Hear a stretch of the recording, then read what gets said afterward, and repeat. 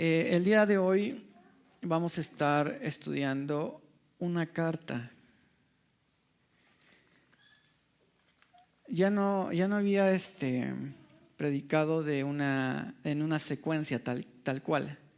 Aunque los temas siempre son seguidos, o sea, el Señor lleva un seguimiento, pero si no mal recuerdo, la última vez que vimos un libro así, versículo por versículo, fue Hechos, vimos también Romanos, y bueno, al menos para mí fue edificante.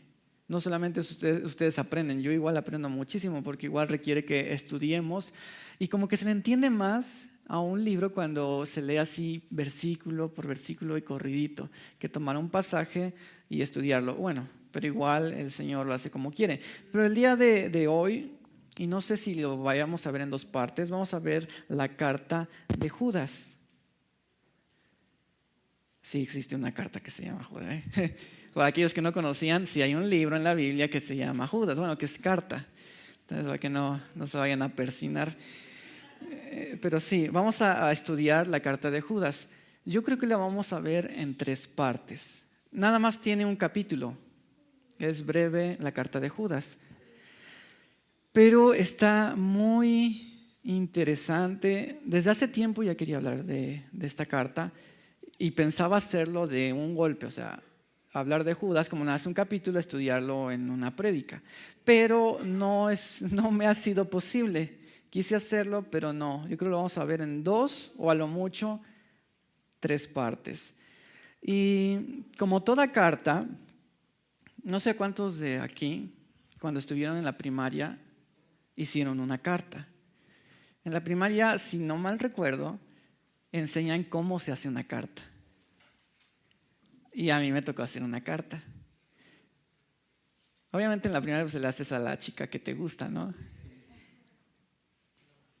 Pero te enseñan a hacer una carta. Y la Biblia tiene varias cartas. Obviamente, las cartas son interesantes. Cuando tú llegas a encontrar una carta, ¿no te dan ganas de abrirla? Pues sí. Uno es chismoso por naturaleza. Entonces, yo hace tiempo cuando les daba clase a los jóvenes les decía, ¿no les da curiosidad leer las cartas que hay en la Biblia? Porque son cartas tal cual. Así como te enseñaron en la primaria de que tiene un autor, de que hay un destinatario, de que tiene una estructura, un saludo, un desarrollo, un cierre. También en la Biblia hay cartas escritas y que curiosamente no nos llama tanto la atención. A que si vieras por ahí un sobre que dijera para Efraín y un montón de corazoncitos y besos, pues obviamente a mí me darían ganas de abrirla y a lo mejor hasta la abro y no le digo nada a Efra. Sí, porque somos curiosos por naturaleza. Entonces vamos a estudiar esta carta de Judas y como les decía, obviamente tiene un receptor o un destinatario, como nos lo enseñaron en la primaria. Y la carta de Judas y todas, bueno, no todas las cartas de la Biblia. La mayoría de las cartas que se escriben en la Biblia van dirigidas a la iglesia. No todas, porque por ejemplo Pablo le escribe a Timoteo, que es una carta más personal. A Tito le escribe también, que obviamente la podemos aplicar para la iglesia. Pero lo que es Judas, específicamente Judas, sí es una carta para la iglesia en general. Esos son los destinatarios. Ahora, todas las cartas, creo que sí todas las cartas que se escriben para la iglesia es con la intención de corregir errores. Porque muchas veces nos escandalizamos cuando vemos que en las iglesias se hace una cosa mal. ¿Cómo la iglesia? Si es el cuerpo de Cristo, la santísima iglesia. Y sí somos santos, pero no estamos exentos de errores. Por eso se escriben muchas cartas. Y la otra vez Israel habló un poco acerca de primera los Corintios. La iglesia de los Corintios, híjole, es una iglesia pesadísima, tiene unos errores gravísimos. Léela y te vas a dar cuenta de que, híjole, tenían problemas bien serios. Entonces, Judas también, la intención de escribir es para corregir errores en la iglesia. Ahora, esta iglesia a la que Judas escribe seguramente estaba formada no por gentiles, sino en su mayoría por judíos que se volvieron cristianos. ¿Por qué? Lo vamos a ver más adelante, pero resumidamente, porque habla de temas que ellos deben de conocer o de cosas que ellos deben de conocer y que no un gentil conoce. ¿Por qué? Él habla de los ángeles, Judas habla de los ángeles caídos, lo vamos a ver, habla del diablo, habla del arcángel Miguel, habla de Adán, habla de Balaam, habla de Caín, habla de Enoc, habla de Sodoma, habla de Gomorra, habla de Moisés, habla de la rebelión de Coré. Entonces, imagínate una carta tan breve y que él ponga tantos ejemplos. Obviamente, él daba por hecho que su audiencia conocía el Antiguo Testamento, no un gentil. Entonces, en su mayoría eran judíos que habían venido al cristianismo. Y obviamente, por ahí había un problema que es la razón por la cual Judas escribe. ¿Qué estaba pasando en todo este tiempo en el que Judas escribe? Es para que nos ubiquemos un poquito y entendamos por qué se va a hablar todo lo que Judas habla. En ese momento bien sabemos que el imperio que gobernaba ahí alrededor del mar Mediterráneo eran los romanos. El imperio romano, que obviamente los romanos eran politeístas.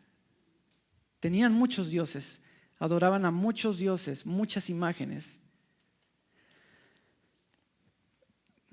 También en este tiempo en el que Judas escribe esta carta, la iglesia era perseguida, no por el imperio romano todavía, pero era perseguida por los judíos. Recordemos que los apóstoles tuvieron que dispersarse de Jerusalén por la hostilidad de los judíos. Los judíos perseguían a los cristianos en ese entonces. Cuando estudiamos Hechos, vimos cómo a Pedro y a Juan los metieron en la cárcel y los azotaron, los judíos. Entonces, en ese tiempo, los enemigos número uno de los cristianos y de Cristo era su misma familia, por así decirlo, los judíos.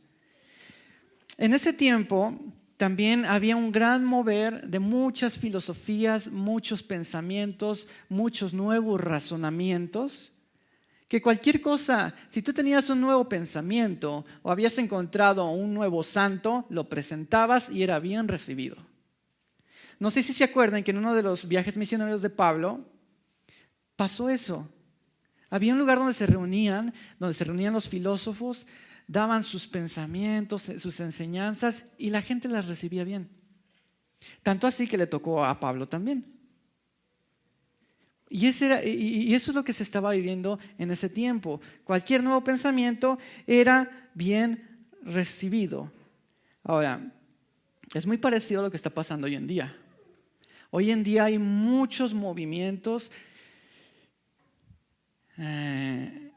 peligrosos que no son de Dios, que se introducen en las iglesias, pensamientos que hay que tener muchísimo cuidado. En verdad, tengan mucho cuidado. Creo que ya varias veces Israel, le hemos dicho que tengan cuidado con lo que ven en internet.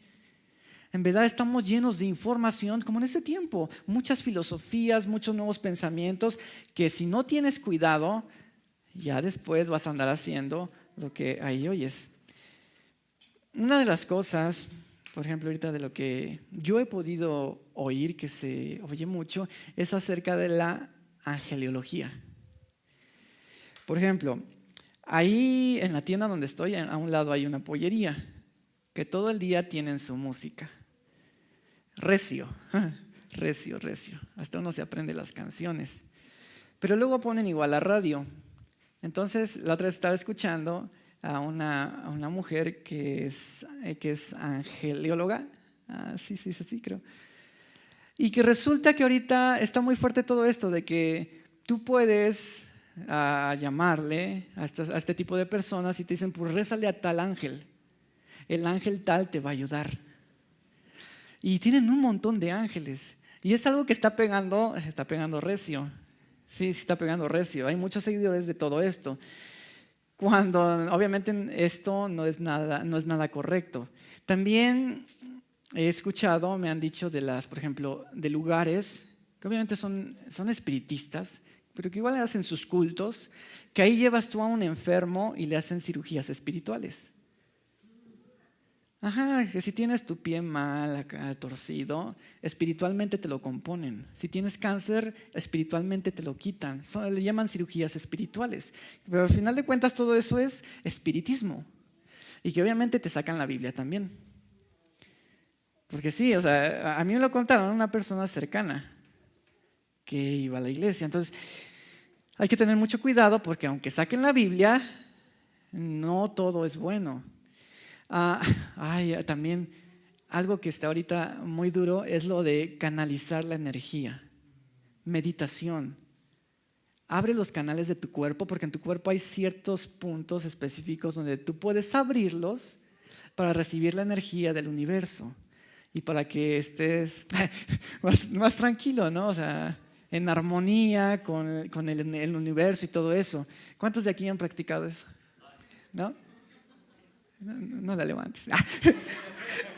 No es cierto. Pero, ¿qué de filosofías, qué de pensamientos, qué de herejías, qué de satanismo, qué de espiritismo? Entonces, hay que tener mucho cuidado. Y eso era lo que estaba pasando también en el tiempo en que Judas escribe la carta.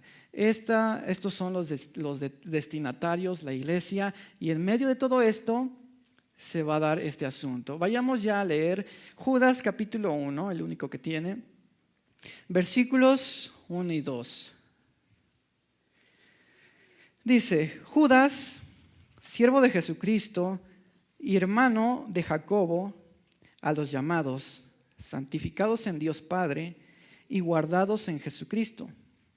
Misericordia y paz y amor les sean multiplicados. Hasta ahí. Ahorita ya les expliqué un poquito de los destinatarios, pero como toda carta, lo primero que lleva es quién la escribe.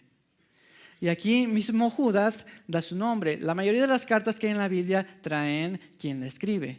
Hebreos no trae el autor, pero aquí Judas sí da su nombre tal cual y dice, soy Judas, soy siervo de Jesucristo y soy hermano de Jacobo.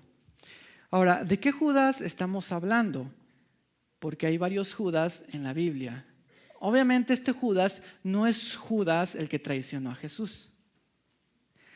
Es Judas y él se dice ser siervo de Jesucristo y hermano de Jacobo. Pero primeramente vamos a ver, él le da más importancia ser siervo de Jesucristo que ser hermano de Jacobo. Y es interesante, aquí bien pudo traducirse como Judas, esclavo de Jesucristo, porque esta palabra que lo ocupa es esclavo, no un mayordomo, no un esclavo doméstico, sino el esclavo más bajo que pueda existir, alguien que no tiene voz y que no tiene voto, no es un empleado. No es un asalariado, no es un mayordomo, no es un diácono. No, es el esclavo más vil, al que no tiene ni voz ni voto. Y esta palabra, esclavo de Jesucristo, Pablo la ocupa muchísimo. No sé si tú has leído en la Biblia que Pablo muchas veces dice, nosotros somos siervos de Jesucristo, o yo, Pablo, siervo de Jesucristo, o mis consiervos. ¿Por qué? Porque nosotros realmente somos esclavos y que en verdad esa palabra debería quedarse tal cual, como un esclavo. ¿Por qué? La verdad, no sé por qué la cambiaron. Pero cuando tú tienes en mente de que tú eres un esclavo, yo creo que si tú te vieras como un esclavo, cambiarías la forma en que te comportas con el Señor. Porque muchas veces dices, yo soy siervo del Señor, pero hago mi voluntad. Algunas cosas sí las hago como el Señor quiere, a veces no. Entonces, creo que hubiese quedado más de que en la Biblia nos dijeran que nosotros somos esclavos, porque lo somos. Ya fuimos comprados. Pero ¿qué pasa? Hoy en día ya no puedes usar ciertos tipos de palabras que son despectivas.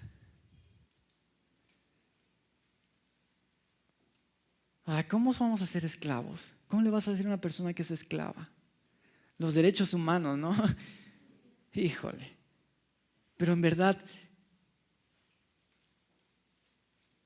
tómate ese hábito, esa costumbre de decir yo soy un esclavo. Y cuando leas la Biblia y veas que te llaman siervo, eres un esclavo. Eres un esclavo. Y era la palabra más favorita del apóstol Pablo. Somos esclavos. No tenemos ya voz, ya no tenemos voto. Ya fuimos comprados. Pero los derechos humanos. Bueno, entonces para él es más importante ser un esclavo de Jesucristo que ser hermano de Jacobo.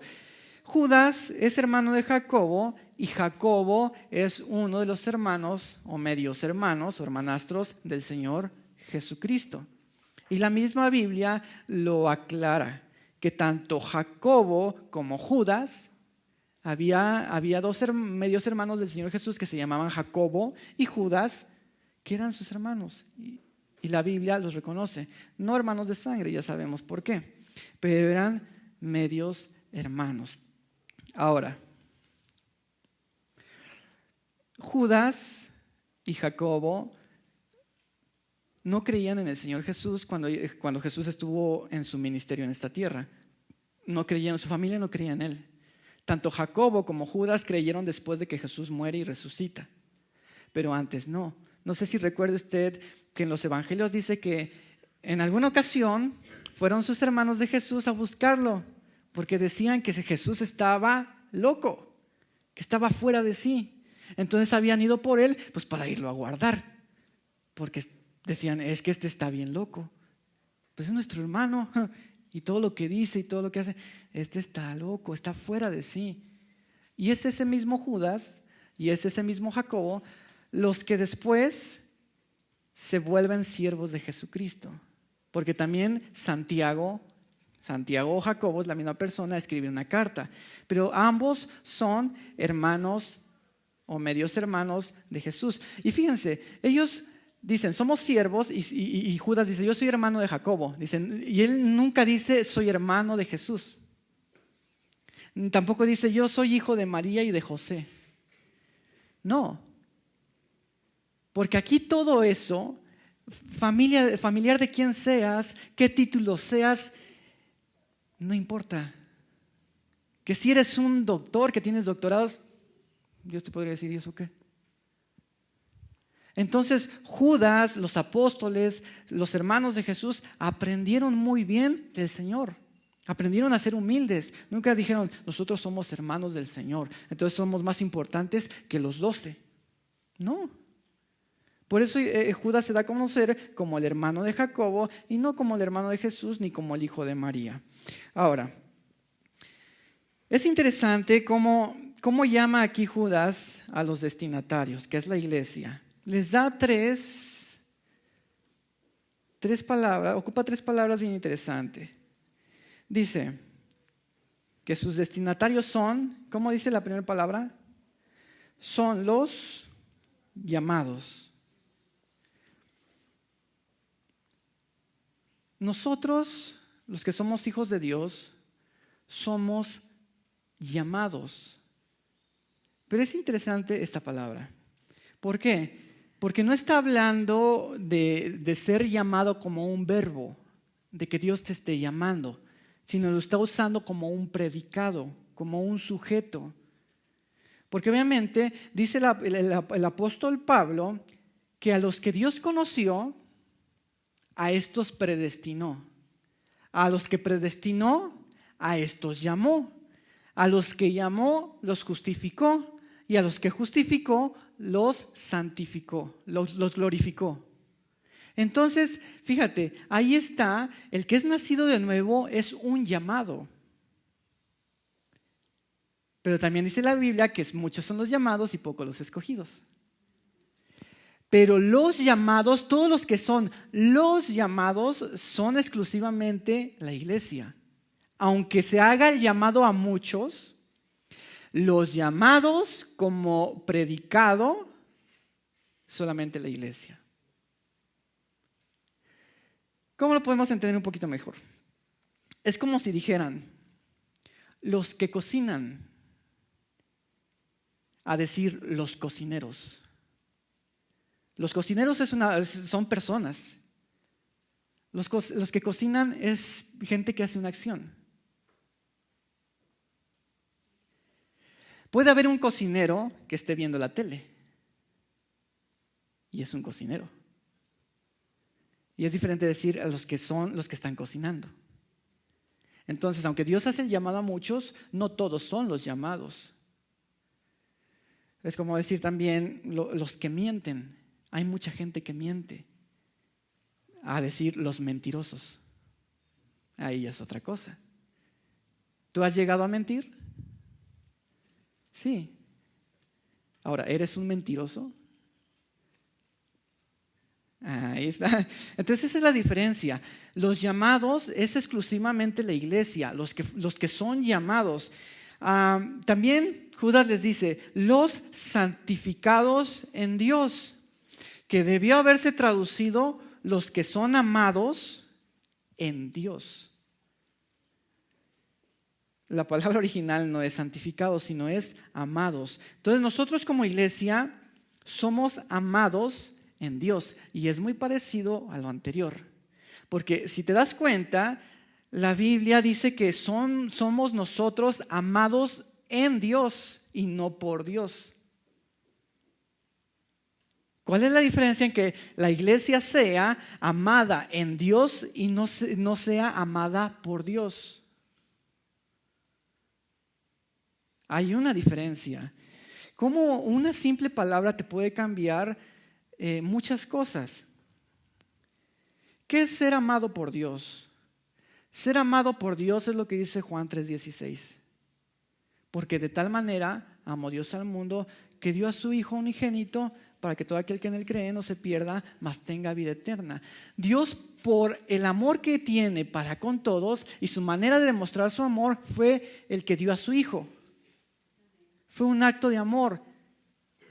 Esos son los amados por Dios, porque Él se entregó por todos. Ahora, no todos son amados en Dios.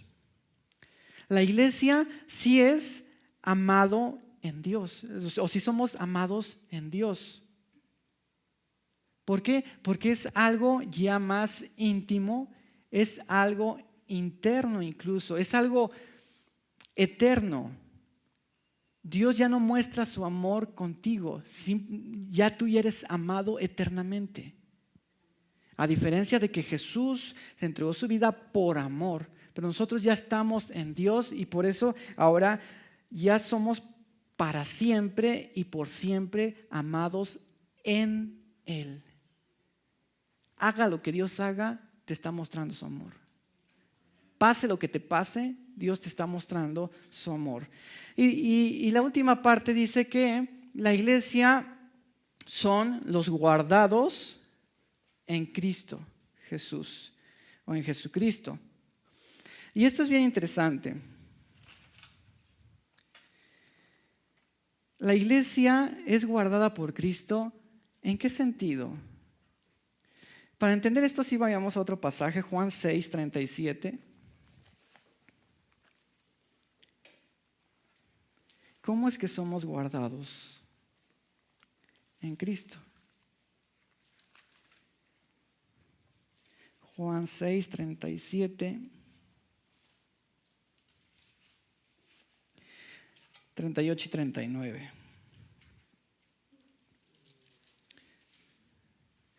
Dice, todo lo que el Padre me da, vendrá a mí, y al que a mí viene, no le echo fuera. Porque he descendido del cielo no para hacer mi voluntad, sino la voluntad del que me envió. Y esta es la voluntad del Padre, el que me envió. Que de todo lo que me diere no pierda yo nada, sino que lo resucite en el día postrero. Fíjate, A Jesús al hacerse siervo de Dios, Dios le dio una responsabilidad a Jesús, de que todos los que vengan a Él y que todos los que sean salvos, ninguno lo pierda. Jesús. Porque luego hemos hablado de la salvación, de que si se pierde o no. Pero eso ni te toca a ti. Porque aquí dice Jesús, ninguno puede venir a mí si no les he dado al Padre. El que viene a mí es porque el Padre lo dejó y por tanto lo tengo que recibir, porque ya llegó, porque es del Padre. Entonces yo no puedo echarlo fuera. Pero dice Jesús, el Padre me responsabilizó de algo, de que todos estos que vienen a mí, ni uno pierda yo. Entonces la responsabilidad de que un hijo de Dios se pierda o no, si es que se puede perder, no es tuya, no es del cristiano, es de Jesucristo. Entonces por eso Judas dice que nosotros somos los guardados por Jesucristo. Eso quiere decir que Jesús te va a tener siempre cercadito, cercado. Que a veces te quieres descarriar y que Jesús te suelta un poquito la correa. Pero cuando menos te lo esperas, te la jala otra vez. Y obviamente te duele, obviamente te causas heridas, pero Jesús te está guardando. Él no va a dejar que te pierdas. Por eso somos guardados en Cristo. Obviamente también hay cristianos que se empiezan a desviar y que Jesús en su sabiduría dice, no, mejor me lo llevo ya. Él conoce, pero hay cristianos que se empiezan a descarriar y ¡pum!, se mueren. ¿Por qué? Porque es responsabilidad de Jesús si alguno se pierde. Entonces por eso a veces decide Él llevarse a algunas personas antes. Pero no podemos hacer lo que queremos. Somos siervos, somos guardados, somos cercados por Cristo. Él nos guarda y como dice Pablo, todo nos es lícito, pero no todo nos conviene. Y a veces nos va re mal. Bueno, pero Judas, en el versículo 2, ya vimos que él se presenta, da su nombre, menciona a los destinatarios. Y en el segundo versículo dice, misericordia y paz os sean multiplicados. Estos son los deseos. Siempre cuando se escribe una carta, los deseos de la persona, ¿no? Espero que te encuentres bien, Pero aquí Judas dice, misericordia, paz y amor les sean multiplicadas. Este es el deseo de Jacobo. Y si tú te das cuenta cuando lees las cartas en la Biblia, la mayoría de cartas traen estos deseos. Que la gracia del Señor Jesucristo sea con todos vosotros. Y la otra carta lo mismo, y que la gracia y el amor de Dios sea con todos ustedes. Ahora, ¿por qué los que escriben las cartas y el Espíritu Santo es tan enfático con estos deseos? ¿Por qué es tan enfático? Porque muchas veces pensamos, es que ¿por qué siempre pedir por las personas, no? ¿O por qué siempre pedir que le vaya bien a esta persona? La verdad es algo que es sumamente importante.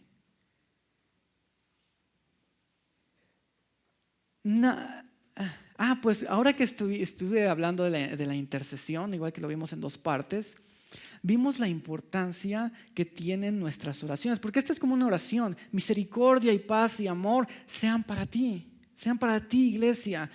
Vimos que cuando intercedemos, nosotros tenemos la capacidad de hacer cambiar de parecer a Dios. Moisés lo hizo. Dios iba a destruir el pueblo. Y Moisés les dijo, no, por favor, Dios, no. ¿Qué van a decir los demás? ¿Y qué hizo Dios? Dijo, ok, te los voy a dejar. Cuando vimos a Samuel, les decía el profeta más tierno de la Biblia. Samuel, cuando Israel pide rey, obviamente hacen mal y Dios les demuestra que hicieron mal. Pero Samuel le dice al pueblo, lejos de mí esté el pecar contra Jehová y dejar de pedir por ustedes. Aunque Dios ya les dijo que sí les va a dar su rey, que les va a ir mal, pero Samuel les dice, yo pecaría si dejo de orar por ustedes.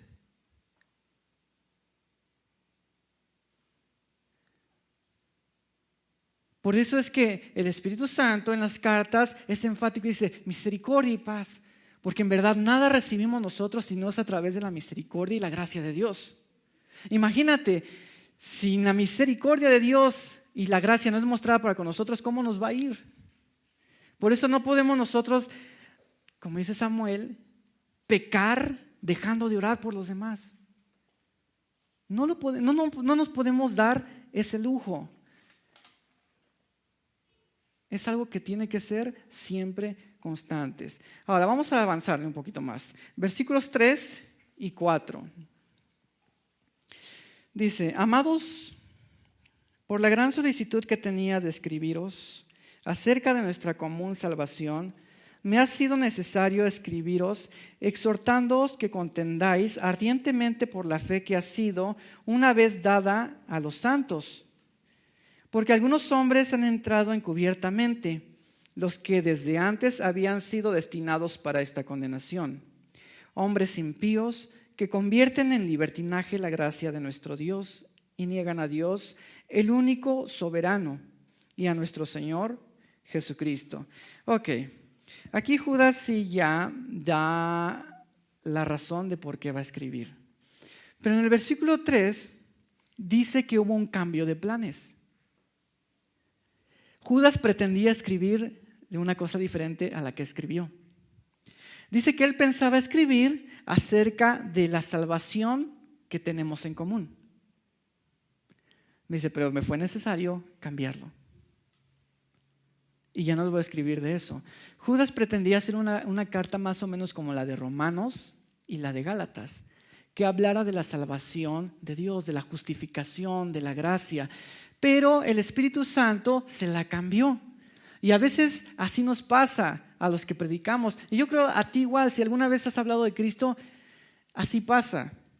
Luego cuando vamos a visitar a las personas, pues te estudias un pasaje, ¿no? Le voy a hablar de esto. Y ya llegas a la casa de la persona te cuenta tal cosa y el Señor te dice, no, dile esto. Es lo que le pasó a Judas. Judas iba a hablar de la salvación, pero el Espíritu Santo le dijo, no, yo sé que quieres hablarles de eso, pero es más apremiante el problema que hay. Por eso es que hubo por ahí un cambio de planes. Y dice que en lugar de hablar de la salvación, tenía que ser una exhortación para que contiendan por la fe. Guardar la fe. No estamos hablando de la fe que Dios nos dio para que nosotros seamos salvos, sino estamos hablando de la fe. ¿Qué es esto? Las bases que fundamentan la fe. Esta palabra nosotros tenemos que protegerla y debemos cuidarla, porque les decía, hay muchas filosofías que atacan a esto. Entonces esa es la fe, la palabra. Ahora, en el tiempo en que Judas escribe, obviamente el Nuevo, nada más tenían el Antiguo Testamento. El Nuevo Testamento todavía no estaba completo. Pero aún así, lo que los apóstoles, los que habían estado con Jesús, enseñaban, lo que ellos enseñaban, eso se tenía que hacer. Ya había evangelios, ahí sí ya había evangelios.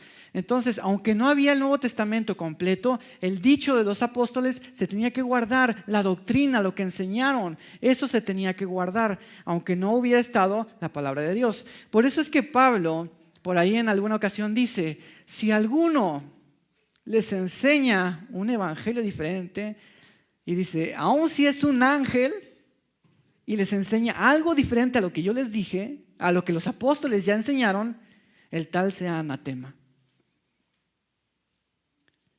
Porque ¿cuántas sectas no se han formado así? Que se le apareció tal ángel a tal persona y se crea una nueva secta. Cuando la Biblia dice que si un ángel se te aparece y te da una nueva revelación, el tal sea maldito. No puede haber otro evangelio. Pero ahí el error, ¿cuál es? El error es que no leemos esto. Cuando tú no lees esto, viene alguien y te cuentea y se la crees. Es lo que pasó en la Reforma. Los papas, los sacerdotes, enseñaban cosas que no estaban acá.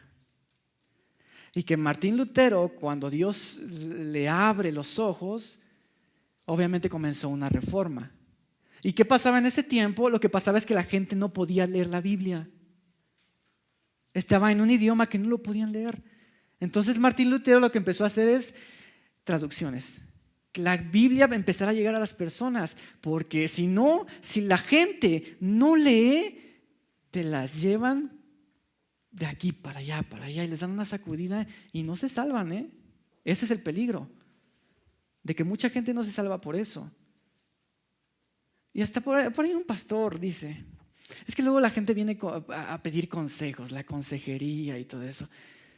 Y dice este pastor, lo que tanto anhela la gente, las palabras de sabiduría para resolver sus problemas, dicen, si tan solamente leyeran esto, lo que nosotros hacemos es leer esto. Pero los otros, por flojos, no la leen, vienen con sus problemas. ¿Y qué crees? Lo que te hablamos es esto. Y muchas veces hasta se paga. A los pastores se les paga porque está haciendo el trabajo que tú no estás haciendo. En verdad, si tú guardaras esto, tu matrimonio te iría mejor. Serías mejor trabajador, serías mejor hijo, serías mejor estudiante. Si guardaras esto, te evitarías la consejería. Pero en las iglesias hay grupos de consejería. ¿Por qué? Porque no te gusta leer esto, simplemente esto. Esto es algo que nosotros debemos de guardar. Cualquier cosa que vaya en contra de esto es un peligro. Es por eso que se hizo el cambio de tema. Y en el versículo 4 dice Judas que porque han entrado algunos hombres encubiertamente a la iglesia. Esto Jesús ya lo había dicho, que iban a aparecer por ahí lobos vestidos de ovejas. Estas personas son peligrosísimas, peligrosísimas. Que entran, ay Dios, entran de una manera tan sigilosa. De hecho, son las personas que más aparentan, que más se esfuerzan, porque llegan a tener un puesto de liderazgo. Son bien peligrosas estas personas. Gente encubierta, fariseos que se esfuerzan, que tal vez ni un domingo faltan, pero que su propósito es otro y no edificar a la iglesia. Entonces dice que estos entran encubiertamente. Dice que estos son los que desde antes habían sido destinados ya para esto. Obviamente Dios ya tiene toda la historia. Es más, ya lo tiene por escrito. Nada se le va a salir. Y desde el principio, antes de que creara a Adán y a Eva, Dios ya había destinado a este tipo de personas. Él ya sabía quién iba a ser un lobo rapaz. Él ya sabía quién iba a ser un falso maestro. Ya estaban destinados. Es así como nosotros, como les decía hace rato, a los que conoció, predestinó. Entonces, si Dios hizo una elección para que tal grupo de personas fuera salva, eso quiere decir que también hay una elección para los que no se han de salvar. Sí, ¿no? Porque si hay una elección para los que sí, obviamente los que no, ya se sabe quiénes son. Es como la cuestión del libro de la vida. El libro de la vida es un libro que ya está completo. Por eso en Apocalipsis dice que aquellos cuyos nombres no están escritos desde la fundación del mundo, se asombraron al ver a la bestia y le siguieron. ¿Por qué? Porque desde el principio ya se sabe quién.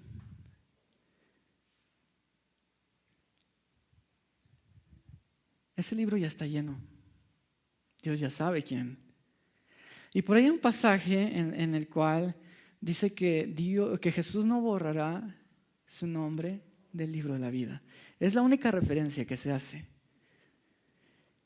Pero no porque se pueda borrar, sino curiosamente en el texto griego, por lo regular se ocupa una negación para negar algo, una palabra para decir no. Pero cuando Jesús habla de este pasaje, se ocupa una doble negación. O sea, de que Jesús quiere que quedes certísimo de que tu nombre no se va a borrar. O sea, es un no se va a borrar. Es un libro que ya está completo y hay predestinados para el bien, hay predestinados para el mal. Obviamente el Señor sabe cómo lo hizo y nadie lo puede señalar y decir, no, es que tú fuiste injusto porque me predestinaste para esto. No, hubo un previo conocimiento de Dios para hacer esta elección. Ahora, dice que estos falsos maestros que entran encubiertamente son hombres impíos y no son hombres malos. Porque si sabes que es una persona mala, o que es una persona impía, o que es una persona pecadora. Aquí no se ocupó la palabra pecador, que es que estos son pecadores o son malos. No, son impíos.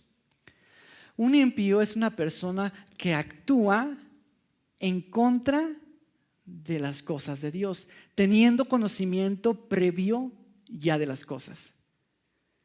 No es alguien que lo hizo por error, de que diga, me equivoqué y no sabía. No, un impío es aquel que dice, conozco de Dios, conozco que le gusta, que no le gusta, pero yo le voy a llevar la contra. Como cuando arrestaron a Pedro y a Juan, cuando sanaron al paralítico, que los judíos dijeron, es que esto es evidente, no podemos negarlo. Realmente Jesús lo levantó, pero aún así vamos a perseguirlos, amenacémosles. Esos son impíos. Eso es una persona impía, aquel que ya tiene un conocimiento y una convicción y que ha oído de Dios, ha oído el Evangelio y que le va a llevar la contraria. Decide en su corazón llevarle la contraria. Y obviamente para este tipo de personas ya no hay salvación, ya están destinados para esa condenación por su propia voluntad. Porque nadie de la noche a la mañana pasa de que Dios de repente ya lo desechó para siempre. No. Pablo en Romanos dice, no, es que Dios habla una vez, habla otra vez, habla 10 veces, habla 20 veces, hasta que dice, no, ya no hay oportunidad de arrepentimiento. Lo voy a hacer duro porque Él quiso ser así. Y ya no hay oportunidad de perdón. Esta es la gente impía. Y dice que son aquellos que convierten en libertinaje la gracia de Dios. Dice Pablo que nosotros ya no estamos bajo la ley, sino bajo la gracia. Pero dice Pablo, entonces, ¿qué va a pasar? ¿Vamos a pecar entonces? Porque dice que estos falsos maestros llevan la gracia de Dios al libertinaje. ¿Qué es libertinaje? El libertinaje es lascivia. De hecho, la Biblia habla varias veces de la lascivia. Pero únicamente en la carta de Judas, en lugar de poner lascivia, pusieron libertinaje. ¿Qué es la lascivia? La lascivia es un exceso y es un desenfreno, que es una obra de la carne y que viene del corazón del hombre, dice Jesús. De acá sale la lascivia, de lo que hay acá adentro. Entonces, estas personas llevan todo al extremo, que como ya estás bajo la gracia, haz lo que quieras. Y mucho influyó en ese tiempo lo que fue el gnosticismo. Los gnósticos decían, toda la materia es mala, tu cuerpo es malo, pero te puedes salvar. Entonces, lo que hagas con tu cuerpo no te va a afectar espiritualmente. Por eso ellos hacían sus borracheras, hacían sus orgías, se reunían y hacían sus orgías. ¿Por qué? Porque decían, tu cuerpo es malo, pero no te afecta. Tu espíritu es otra cosa. Te lo llevaban al exceso. Ya estás bajo la gracia. Haz lo que quieras. Eso es caer en los excesos. Me gusta cómo explica un pastor esto de la libertad que tenemos en Cristo. Dice que es como cuando una persona sale de la cárcel. porque nosotros fuimos sacados de la cárcel y se pagó un precio. Haz de cuenta, una persona está en la cárcel y alguien va y paga su fianza. Él no tuvo que hacer nada. Alguien más dio la cantidad por su libertad. Entonces, esta persona sale de la cárcel y ya es libre, ¿no? Ahora, esta persona ya es libre, pero todavía hay cosas a las que él se tiene que sujetar. Por ejemplo, alguien que mató y es sacado de la cárcel, no puede decir es que yo ya soy libre y puedo volver a matar.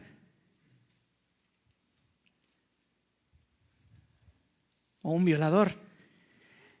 ¿Es libre o no? Cuando sale uno de la cárcel, ¿es libre o no? Sí. Aunque alguien haya pagado por ti, tú eres libre al salir de la cárcel. Ahora, siendo ya libre, ¿puedes hacer lo que quieras? No, tampoco. Eres libre porque ya no estás sujeto, ya tienes libertad, ya puedes ir para acá, para allá, pero hay ciertos límites todavía. Ya Dios ha puesto en tu corazón su ley. Y eso es lo que pasó.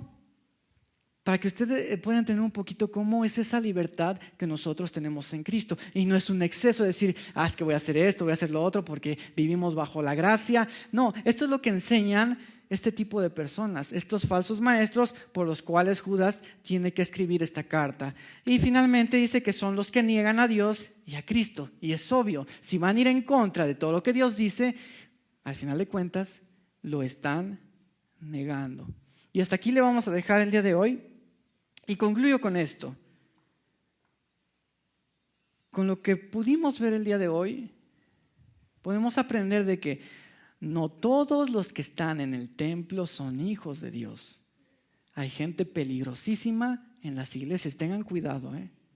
Hay gente muy peligrosa en las iglesias que están ahí nada más para destruir a las personas. Que Juan los llama los anticristos, el espíritu del anticristo. Otra, no creas a todo lo que te dicen en el templo. No es que lo habló el Papa y lo que el Papa dice, eso es. No te creas todo lo que te dicen. No te lo creas. Aún sea el pastor, aún sea yo, no te lo creas. Estos, fíjate lo que enseñaban. Pero el Espíritu a través de Judas dice, contiende por la fe, o sea, lucha por esto. Todo lo que yo te diga, verifica que sea cierto. Es tu responsabilidad. Que si es el presbítero, que si es el apóstol, que si es el profeta, sea quien sea, no te la creas. Es como cuando Pablo va a Berea. Que el Espíritu Santo está aquí escrito, vayan a Hechos, no recuerdo el capítulo, pero el Espíritu Santo dice, es que estos fueron más nobles.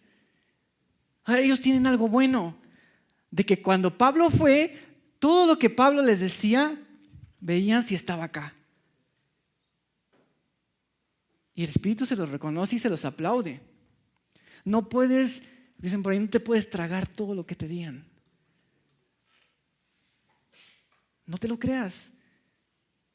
Analízalo. Leen en tu casa. Obviamente nos esforzamos nosotros porque lo que hablemos sea verdad. Créanme. Oramos y rogamos porque de nosotros no salga una palabra herética. Pero también tú tienes responsabilidad. No a todo lo que te digamos tú digas sí. Sí. Amén. Yo te puedo decir amén. Si tú quieres dices amén y si no, no. Si estás convencido de lo que estoy hablando es verdad, asienta. Y si no estás seguro, no estés de acuerdo conmigo, estás en tu derecho. Pero eso es lo que podemos aprender. No todos los que están aquí son hijos de Dios y no creas a todo lo que te dicen. Contiende por la fe, contiende por esto. Lucha, porque esto es lo más sagrado que tienes. Por pervertir esto, mucha gente no se salva. Por pervertir la palabra de Dios. Entonces vamos a seguir avanzando en la próxima ocasión para ver cómo Judas desarrolla todo esto. Es algo bien bonito. Póngase de pie.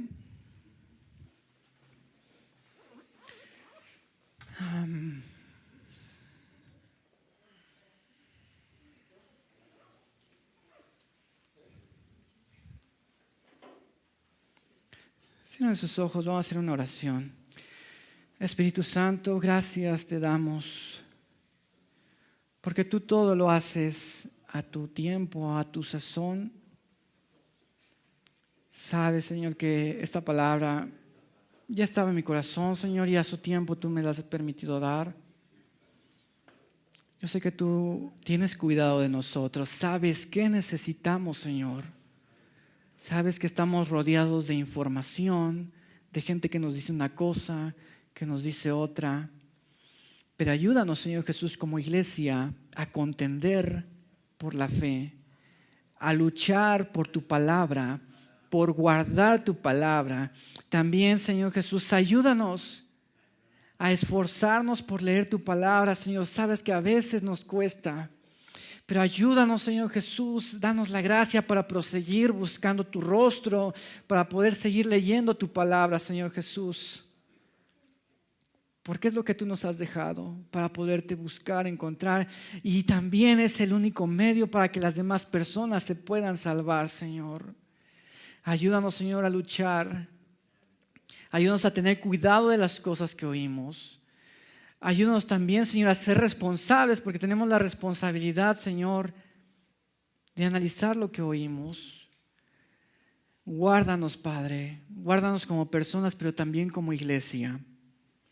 Sabemos que hay quien se opone a tu verdad. Sé que hay quien se opone al Evangelio, pero permítenos, Señor, como iglesia, continuar adelante, peleando la buena batalla, no con nuestras fuerzas, Señor, porque nosotros no somos suficientes de nosotros mismos. Nuestra suficiencia proviene de ti. Tú nos ayudas a ser suficiente. Tú nos das dominio propio, Señor Jesús. Danos la gracia para continuar adelante. Que tu misericordia, que tu amor, que tu paz, Señor, sea con cada uno de nosotros, Señor Jesús. Ayúdanos también a no cesar, Señor, de orar unos por otros, porque necesitamos tu gracia, y lejos de nosotros, Señor, esté el pecar contra ti, de dejar de hacerlo, Señor Jesús. Sigue formando en nosotros un corazón como el tuyo, un corazón, Señor, que ame, un corazón que se duela, Señor, por los demás. Ayúdanos a ver a los demás como tú nos ves, Señor Jesús. Ayúdanos, Señor, somos tu cuerpo, somos tu iglesia. Y gracias, Señor, por esta palabra de exhortación, Señor. Gracias. Queremos vivir para honrarte todos los días de nuestra vida, Señor. En el nombre de Jesús. Amén.